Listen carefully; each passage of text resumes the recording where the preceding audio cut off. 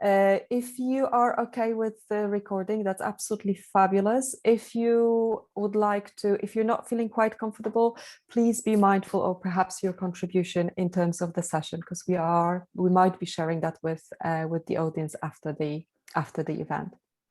So the session will be finishing a little bit earlier before the hour to give you time and space to move to the next one as well. So that's the organizational and logistics. So once again, a warm welcome to Katerina, Zoe, and Petros. Zoe is a master coach supervisor. She calls herself carbon literate coach as well, and is an active member of Extinction Rebellion, catalyzer, and activist. And Katerina is coach and trainer. She's a co-founder of Coach Activism, which is a community working on the refugee crisis. And she also runs Team Coaching Global. She's also a co-founder of Team Coaching Global Alliance. So without further ado, I will hand over right now to Katerina, who is going to introduce and give you a little bit more details about Petros. Thank you. Thank you, Gosia. We are very, very excited and very honored to have with us today Petros Kokkalis. Petros is a member of the Committee on the Environment, Public Health and Food Safety. He is also the Vice President of the Kokkalis Foundation, a non-profit organization that promotes education and training and social welfare, medical research and information technology athletics for both in Greece and abroad. And he's also the co-founder and secretary general in Organization Earth, an environmental education NGO that, from my experience, I know that their actions and their projects have expanded in moments of all kinds of humanitarian crises. Now, before I hand over to Zoe and she kicks off the conversation with Petros, we'd like to ask you, what brought you to this session today? So what brought you to this session today? If you would like to put it in the chat box and see also our expectations. I know that one of you also has sent a specific question that we'd like to discuss. I know some of you are also already engaged in politics, in coaching.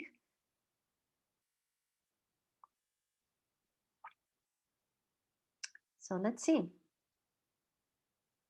What made you want to come to this session? So we have for the visual also, people, the question from Zoe, thank you. And we have also our colleagues from Asia and also from Egypt that have joined us also. That's perfect.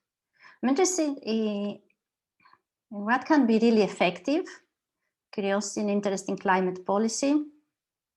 What else?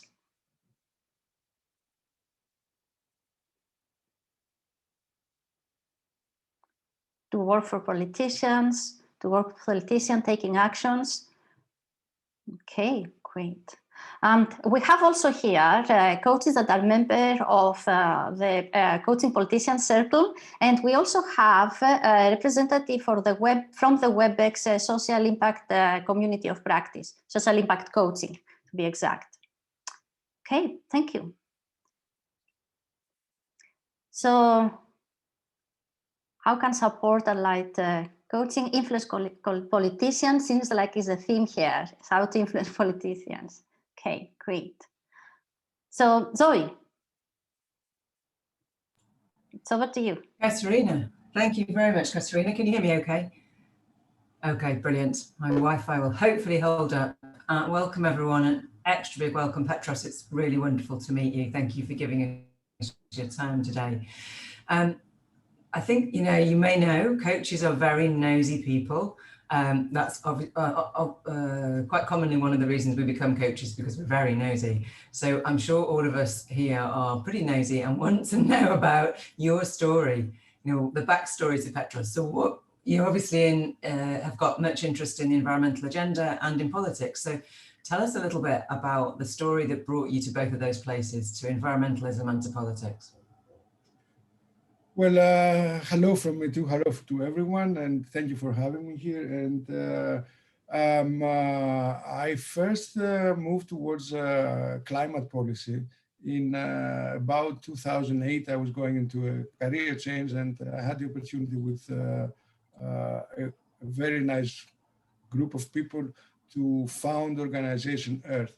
And that was an important moment in Greece in terms of what we think as environmental movement activists and so on, because in Greece we were we were in the middle of an austerity crisis, of a financial crisis, and B, we were also all the environmental NGOs at that time were mostly focused on conservation and in the very old school save the trying to protect species and so on.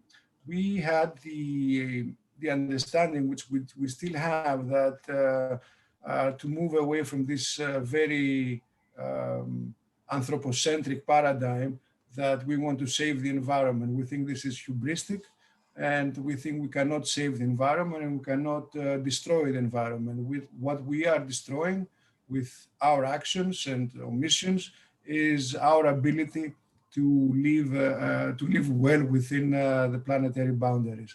So Organization Earth was one of the first groups in Greece that focused on this approach, and which is, I think, now very central. So we started doing education to schools, what was then called experiential education. We created a farm trying to teach schools where food comes from, what's the value of food, and a plethora of other issues, trying to provide hands-on sustainability, let's say, training to all groups. We had schools, and we still have schools,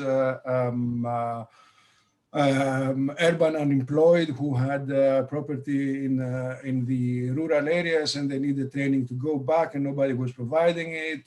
Startups, we created an incubator for what is called triple bottom line startups.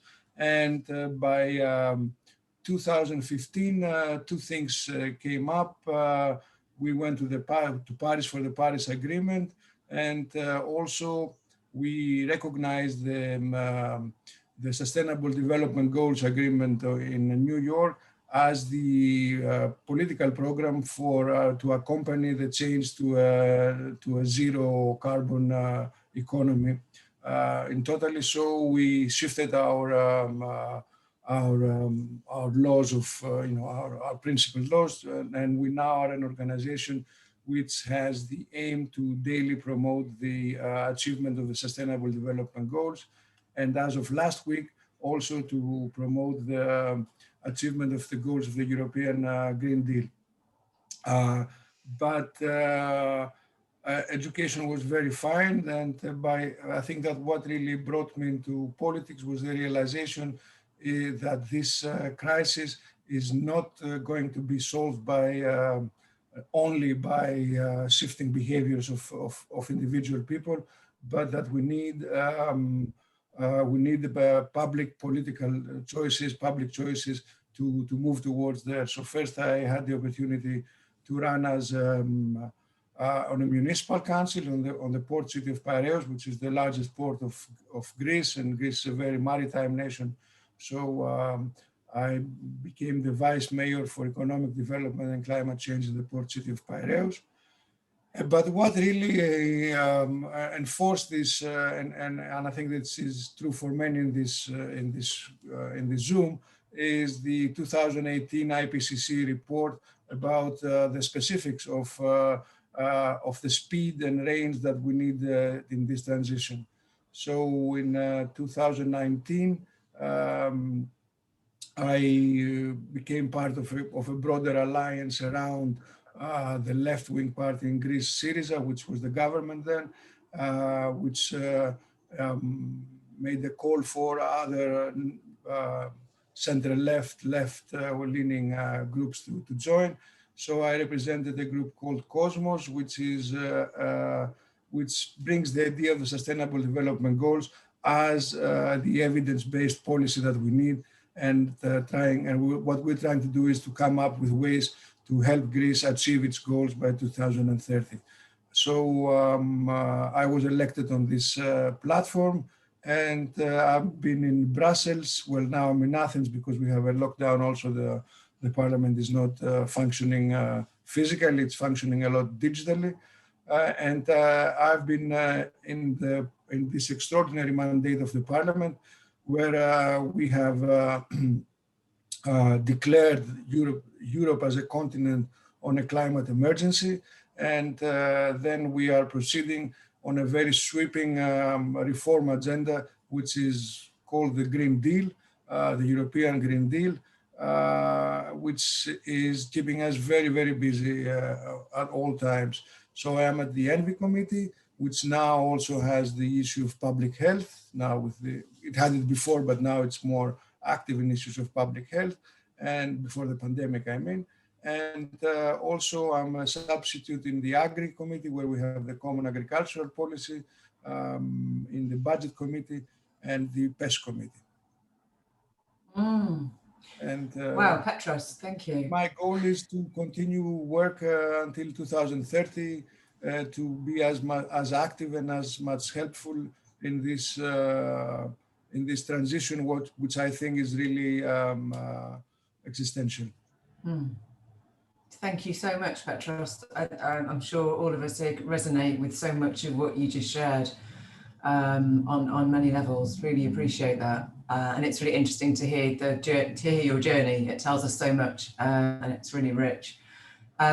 So we really want this session to be very interactive, and as well as being nosy, coaches love asking questions. So I'm fairly sure that coach colleagues in this audience will have lots of questions. I've got the privilege, and I'm very lucky, I feel very, very appreciative of that, to kick off with maybe 3 or 4 questions to get the conversation going, by which time everyone will have put tons of questions in the chat, and Katerina will help curate those questions to you, if that's okay. Before we ask you to for your own reflections on the conversation at the end, Petros. So thank you again. Again, as you've rightly named, we're in an existential situation and there's no time to waste. So I guess go straight in with a question of, we're all coaches, but we're also citizens. So as citizens, in whatever country or state we're in, what do you see as the most effective way that as individuals we can engage our politicians? Well, I am a believer in the democratic process. So I think that the ultimate and the most important way to influence politics is to actually vote.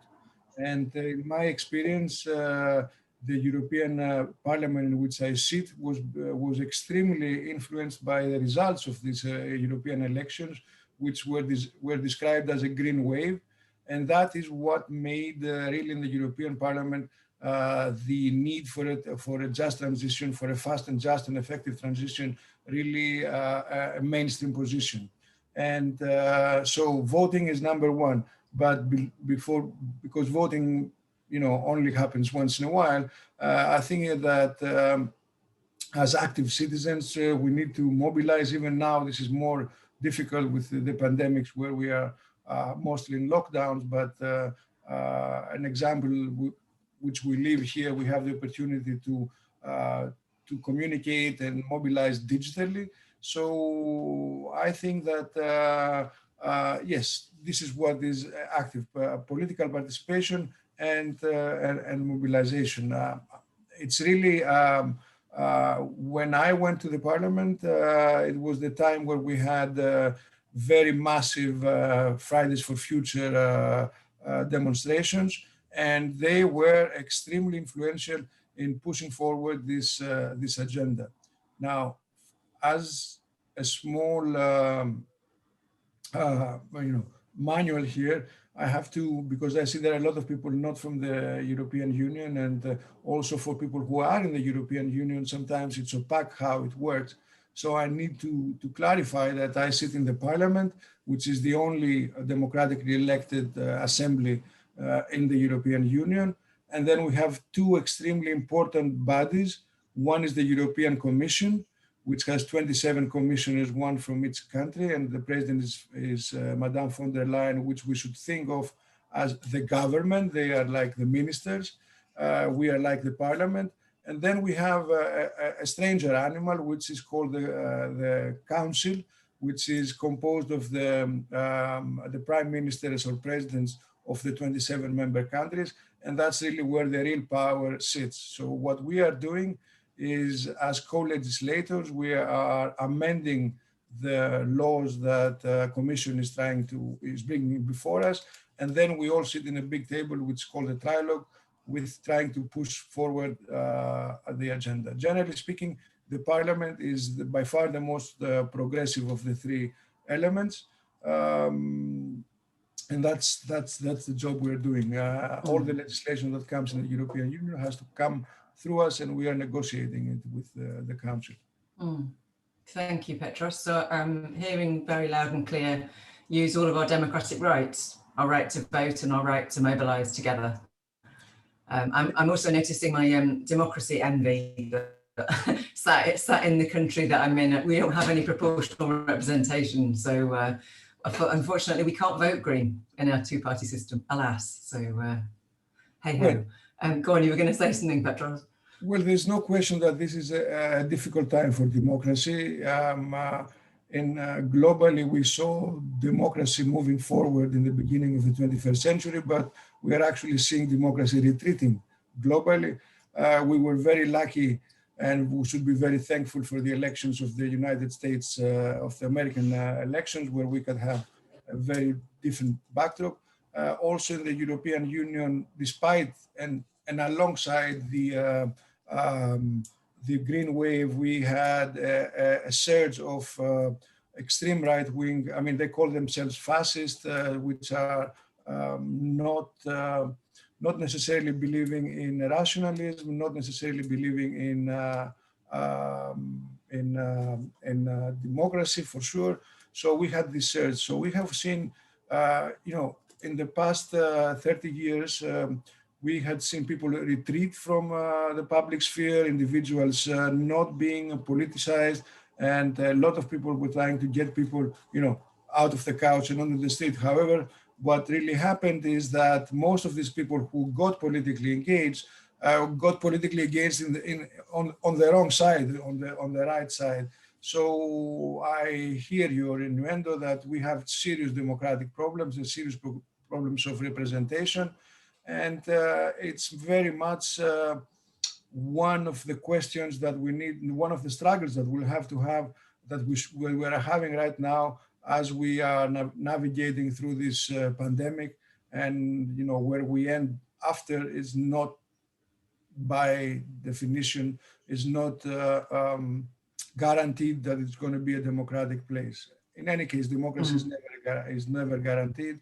It is always a matter of daily actions and daily participation. Yeah, that's such a good point, Petros. It's not a stable state, is it? It's a process. It's an endless process. Yeah. And picking up on that point, actually, I'd like to ask you about your views on the limits of the political system. And I'm just picking up on this quote that I'm sure people may well have heard of from Jean-Claude Juncker. We all know what to do, but we don't know how to get re-elected once we've done it.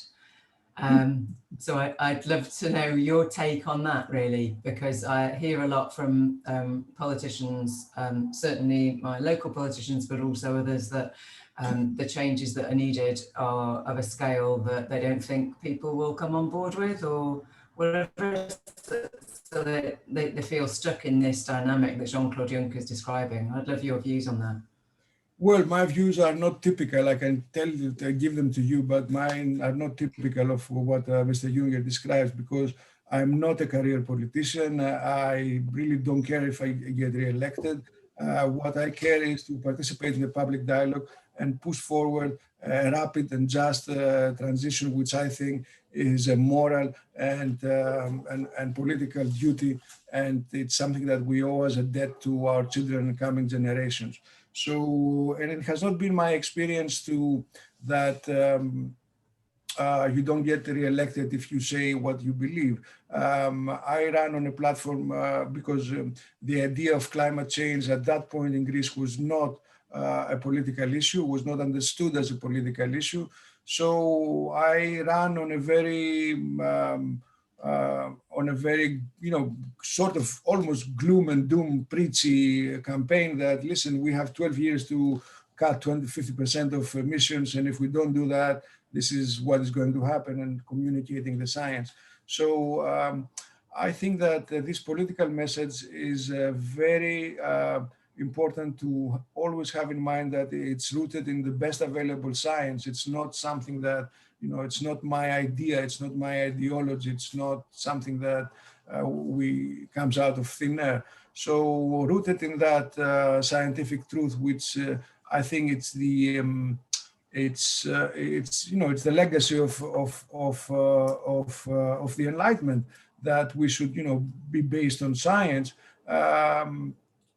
I don't have this problem of thinking about getting re-elected, and on the other hand, it is my firm belief, and always has been, that there is a real need in the climate debate and the climate struggle to formulate positive messages and positive languages. We have been selling people too long on the, not selling, but we have been focused too long on the distraction, on the gloom and doom, on the, we're all going to die kind of thing.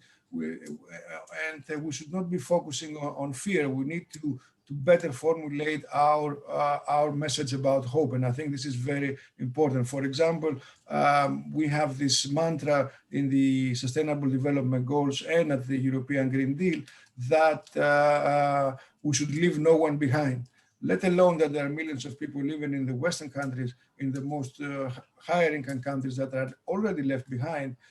I think that the argument should run about we should move forward together, and our job would be to define forward. So, even in the left behind idea, it's a negative idea. So there's a lot to talk about the hope. And then again, we see a change in politics and in election circles. I think that the realization that we need to change radically is here. And I also think, and I think it's a good point to say, that we are shooting for climate neutrality by 2050, and to do that, we do that based on technologies that are not yet invented, that have to be invented for us to be able, like carbon storage and carbon capture and things like that. So I happen to think that we're also going to be needing political innovation and social innovation, and we need to invent new political narratives and new political forms of organization. And I think XR and Fridays for Future are examples of this in the climate scale. And also I see that in the European Parliament, where we voted the climate law, the European climate law, which is a political innovation in the sense that it is a law that aims at a quantitative result in 30 years' time. It's almost quasi-constitutional. So I think that the part of the political innovation, which of course is also about people getting elected and re-elected, it's very important. Sorry, I was muted there. Apologies. Thank you, Petros. I can see that my coaching colleagues in the audience are itching to start to ask you questions. So I'm really appreciate what you've shared so far, and it's stimulating some conversation and some thoughts for sure. I'm going to pass over to Katerina, who's going to curate some of the questions from the chat. And if those of you who haven't put any questions in the chat, do feel free to add some more. Thank you. Thanks, Zoe. One of the questions is from Anu from Mumbai, and it's one question that is formulated in different ways from others also. So Anu says, coaching is effective for all leaders, so why not for politicians benefit too, working for society? So the question would be that if we know what we can do for leaders and systems, actually, either in change management or supporting them in their legacy, their influence, even the resilience. The question it would be, so how can we reach politicians and in say, not influencing here, but supporting them in their work? Well, I am not overtly familiar with the coaching. I have never had any coaches or have been in coaches. I think in our function, it's more people like political advisors, more communication experts, or people like that who play the role. I can definitely see the value of coaching, and I would love to have a coach if you ask me in the terms of climate policy or any kind of policy, because it is a very complicated work. It's very demanding, and it really runs. I think that the main risk and the main need for coaching would be to fight attention deficit syndrome, because there's so much going on, and you're supposed to have an opinion about everything from the coup in Myanmar to local gas leakage here. So it really needs help to stay focused on what you believe you need to do. So let's hope that we will be able to provide such help. And I think Carl's comment says he loves the responsibility and hope approach, which can overrule the fear, panic, and almost religious dimension that climate has gotten. Also has something to do with what we create in coaching, where we are creating the vision and designing how to get there. So talking about that, there are some other comments and questions that are connected with each other. So Andrew, and I know Andrew has already worked with politicians in the UK. So he writes, the gap between political rhetoric and reality is vast. For example, UK emissions target 2050 versus opening coal mines. How do we keep politicians honest and realistic? And I think this is connected with what Konstantinos is also asking, how would we keep them consistent, focused between elections? So, and also, yes, how do we expect Barbara's coaches with climate knowledge and convictions working with you or for you? Well, yeah, well, I think that I would like to start with the hope and fear divide. And I think that it's extremely important. I think that we should be arguing a hope argument and not a fear argument. And at this point, it's important to realize that we are standing against a multi-billion-dollar propaganda machine, which has been operating since at least the time of George W. Bush, and the idea of moving the argument from global warming back then into climate change, which was a little bit, neutral and almost like a meteorological phenomenon, as opposed to an anthropogenic phenomenon, which has clear culprits and clear victims, and so on and so forth. So I think that the political part is very important. I think that the hopeful message here is that, given we all believe in the science, if we do, because some of us don't, that we will need to arrive at this place in 2050, where there will be 10 billion of us, and everybody will have the human right to exist, and the human right to exist in a sort of climate security, because there is a very widespread, belief or reaction that no, we can build walls and we can keep people out, and we can continue to burn fossil fuels and destroy the climate in basically the equator. And then when people have to leave these places, they will have to fall into walls, which would either be in Mexico, or in the case of Europe, there would be floating walls with boats, machine gunning, dinky boats with families on them. So this is a very clear political divide.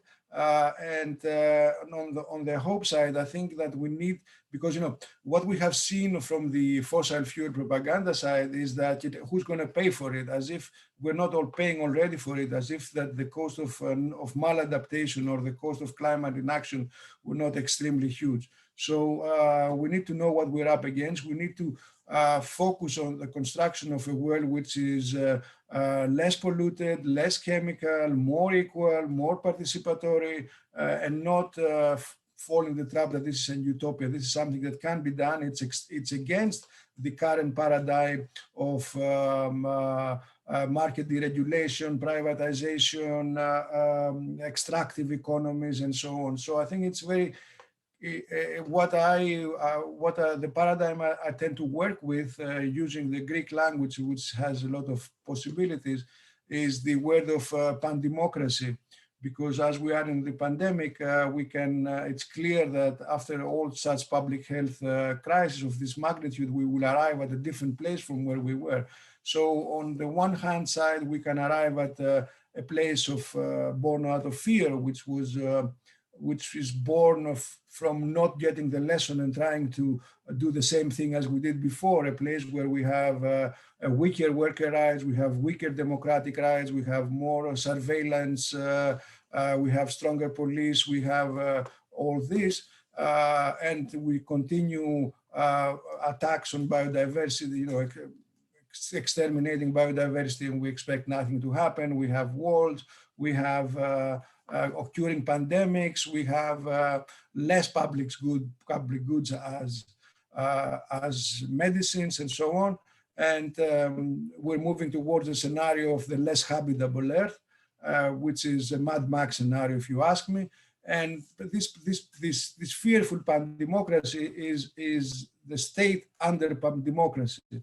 On the other hand, if we can think of pandemocracy as a democracy for everything, like we use in Pan-American, Pan-African, pan-democratic, where we recognize legal rights for all human beings, where we look at One Health approach of the United Nations, where we realize that we cannot be healthy if the environment and the ecosystems are not healthy, where we move towards where public money produces public goods, where we invest where we think there is real value, as in paying farmers more for the foods they produce, as in paying health workers more, as in investing in education, as in re-establishing public health systems, both in preventive ways, not only as curative ways, when we invest in communities, when we invest in things that during our lockdowns, we realized what is of more value, and we use this extraordinary fiscal expansion and the financial stimuli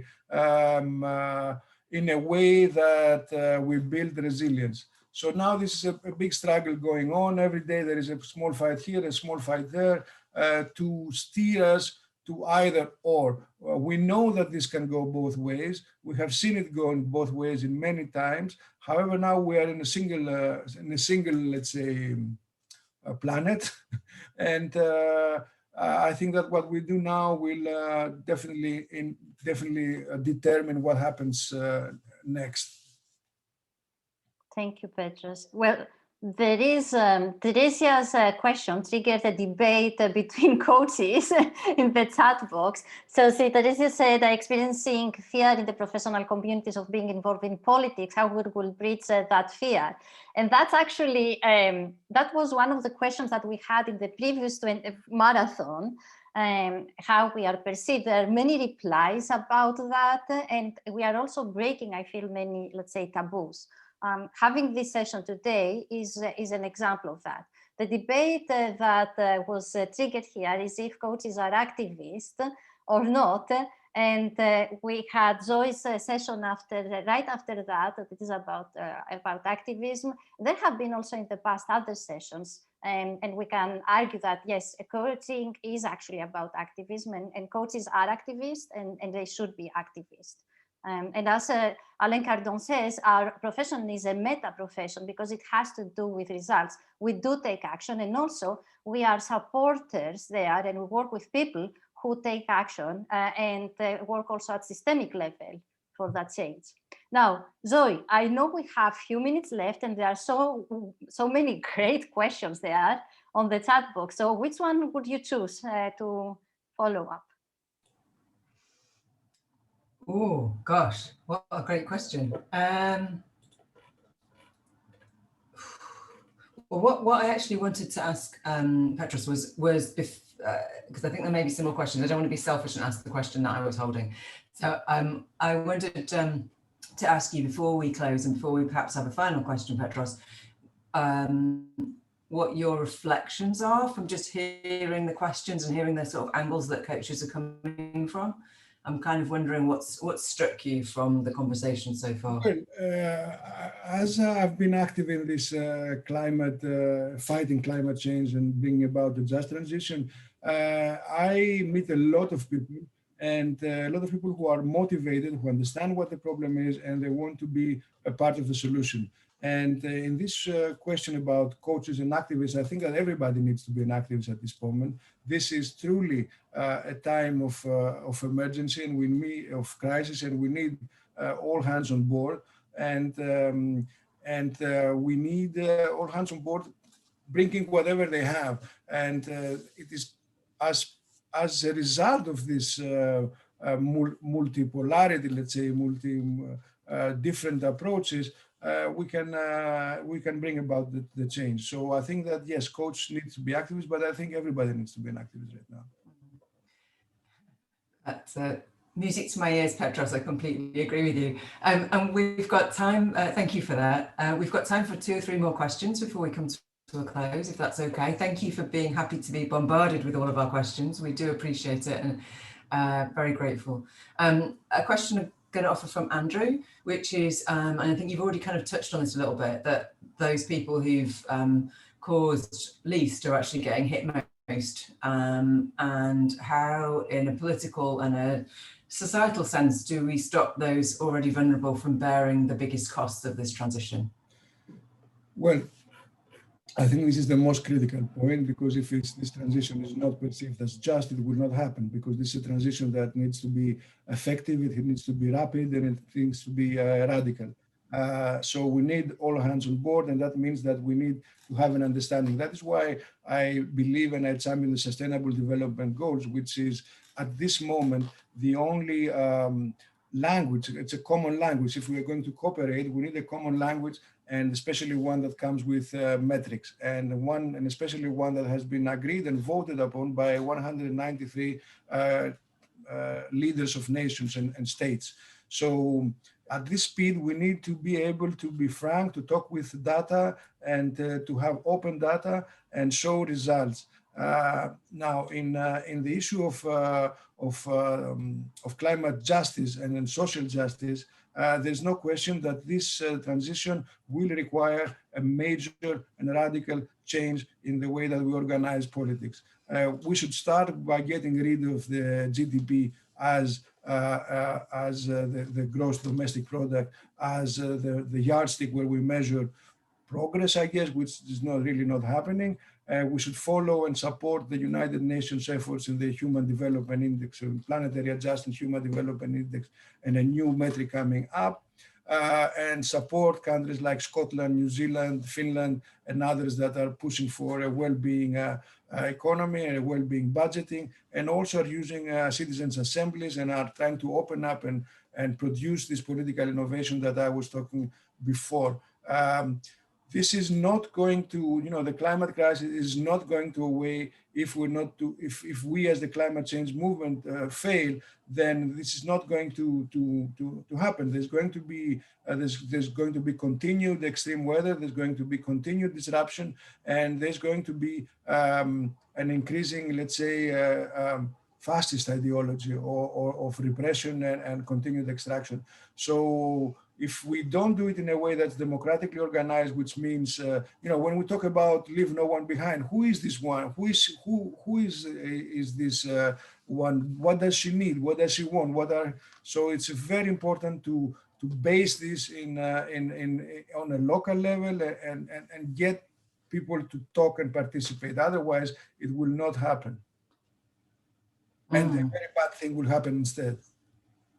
Absolutely. And I can see that there's a real energy in the chat, and it feels like there's a real collective energy across the globe in this conversation. And there's a suggestion that perhaps if the questions that haven't been able to answer, if you might be able to answer them, but I'm wondering if you'd be kind enough to be able to leave or to share via Katerina your contact details, if you're happy for people to contact you with further questions. I'm very happy. I don't feel I can answer them all because I saw the chat and a lot of them, but I'm very happy to share my contact details, and I can spend another 5 or 6 minutes with them. And a proposal will be, but without abusing your time after the session, if we can gather the unanswered questions and send them to you, and we can then distribute them through the Climate Coaching Alliance. I'll do my best to answer them.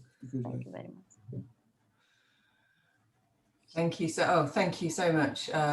Someone's already added your contact details by the look of it in the chat. Thank you very much indeed. That's incredibly kind and very kind offer, Petros. I'd just like to maybe one question to end with, and you've probably already answered this, but it doesn't hurt to say it again, given the scale and urgency of what we're talking about. You know, given we're coming up to COP later this year, we're months to go, and given the shockingly poor NDC and national defined contributions from most countries so far, shockingly poor, you know, what's the one thing you'd like all of us to do as a result of being in this conversation today? Well, I would like you to study the Sustainable Development Goals and have the understanding that these are, for the first time in the history of the world and the United Nations, are goals that are relevant not only to states, not only to regional governments or municipalities. They are also the same goals for industry, for companies, for stock markets, for banks, and also for schools, hospitals. So they're universal, they apply to everybody, and they come with a set of indicators. So they also come with relevant indicators for your very own municipality, for your own council, for your own school council if you're parents, for your own sports club if you are athletes, for your own professional association. So in my view, our main adversary is everybody doing his own thing or her own thing and going about it in any ways that are discovered. I think that at this point, it's extremely critical that we organize all together around a common language. And this is the first time we have such a language. So I would urge you to use the Sustainable Development Goals and go to your relevant, to any kind of group that you're a member of, and we're all members of many groups, and have them do a voluntary report on their goals, how they're going, what they're doing about equality, gender equality, what they're doing about protecting the soil, what they're doing about sustainable finance. So, and use the language to bring pressure to any kind of group that you are a member of. Thank you, Petros. That's really clear. So organise, mobilise, engage, and use the SDGs. Thank you. I'm going to hand to Gosia to perhaps close the session. Petros, thank you so much. Thank you so much. It was a good pleasure. Thank you very much. And this is a very bad moment for my dog. Thank you very much, Petros, for the absolutely inspirational session, which is, I think, also a very sober summary of where we are and where we can go as people, as citizens of this world. So thank you very much for sharing about your journey so far and all the advice that you have for our common future. I think my takeaway from this is the possibility, and what you said, it can be done. And it's wonderful. And we all have to be and can be all activists. We can be more active as citizens through political mobilization and pressuring and pressuring through sustainable development goals. So thank you very much for that. And if we as coaches can provide the support, we're here and we're ready. And I hope that this session also gave inspiration. I know that some of you are already very active, but if for everybody this session could be an inspiration to do more and be active, let's just do it. So thank you very much, Zoe, for facilitating, and Katerina as well for moderating, facilitating this session, for bringing this session on our agenda today. There is more as well, so please have a look at our program for today. We are running up till the midnight in UTC, so another good few hours of great sessions coming up. And the last one at 23 UTC is a World Cafe, when we'll be reflecting on what happened today and also looking into the future. So thank you very much for today, and have a good day, good afternoon, good evening. Take care and see you soon. Thank you, Petros. Thank you all very much. And if you have unanswered questions, please send them to my email. I put in the chat box, or most of you already have it. Again, huge thanks to everybody. Thank you. Thank you.